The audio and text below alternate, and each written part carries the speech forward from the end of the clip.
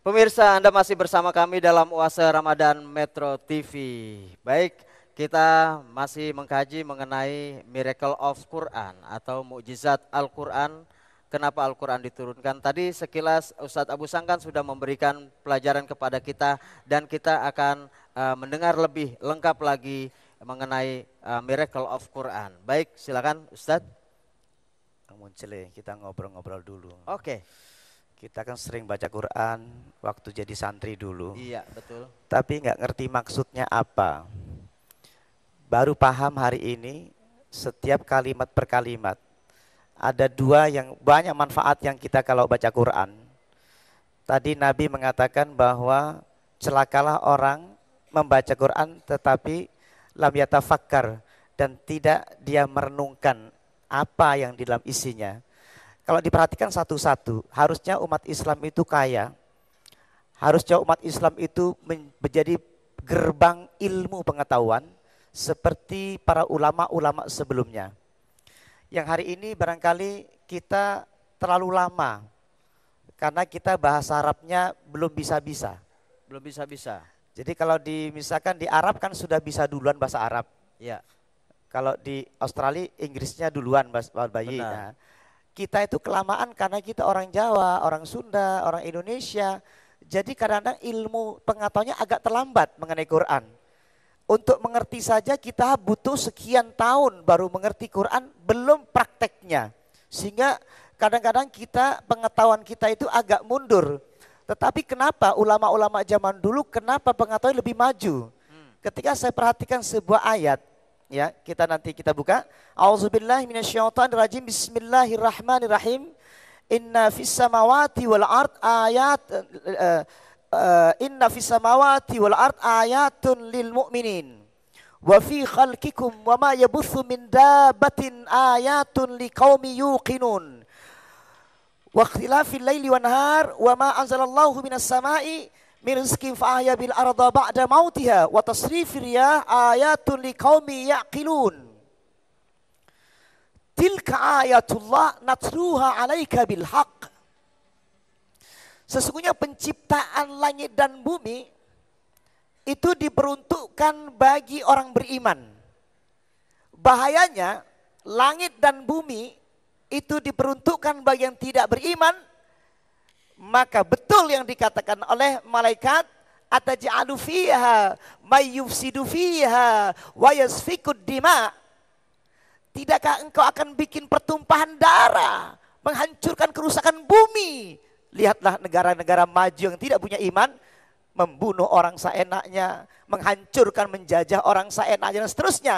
Maka sesungguhnya bumi ini adalah amanat lil mu'minin. Wa fi khalqikum. Coba kau perhatikan bagaimana aku menciptakan tubuhmu.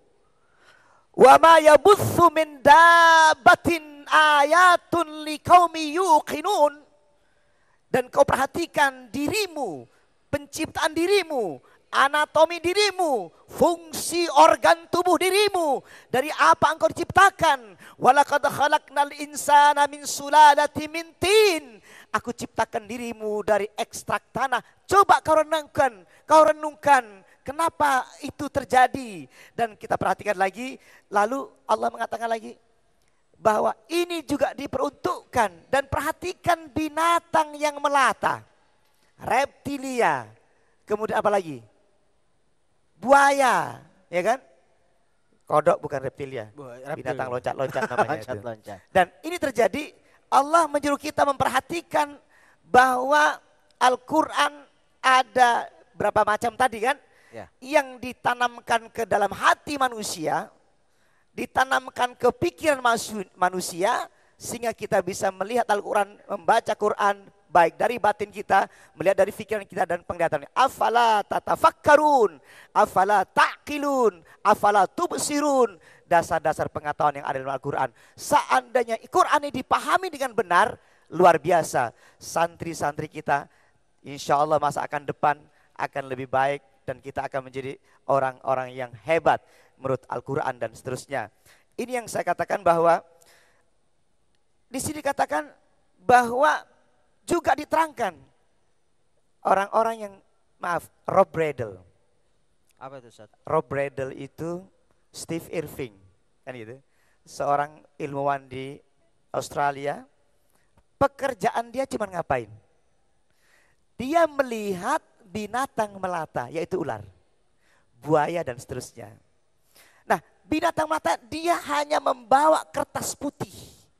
Lihat di Discovery kan. Dia tidak baca Quran ini, tapi dia baca Quran. Dikatakan bahwa wa fi khalqikum wa ma yabuthu min dabatin. Dan perhatikan binatang melata, diperhatikan. Tidurnya binatang itu, ular berapa sisinya, panjangnya berapa, bisanya kandungannya berapa sianida yang dikandung asamnya dalam tubuhnya. Sehingga dicatat semua, akhirnya menjadi sebuah pengetahuan. Betul apa enggak?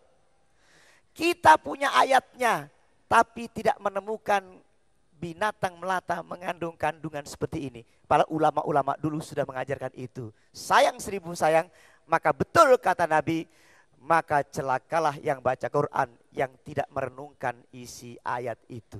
Masya Allah, ini sebuah pelajaran yang berharga untuk kita.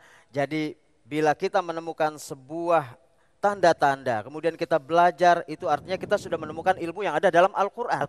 Betul. Tapi alangkah baiknya kita belajar dari Al-Quran, kemudian untuk mengembangkan ilmu-ilmu itu di luar. Iya, betul begitu kira-kira Ustadz ya? Betul. Insya Allah kita akan lanjutkan tausiah oleh Ustadz Abu Sangkan setelah yang satu ini, tetap di Oase Ramadan.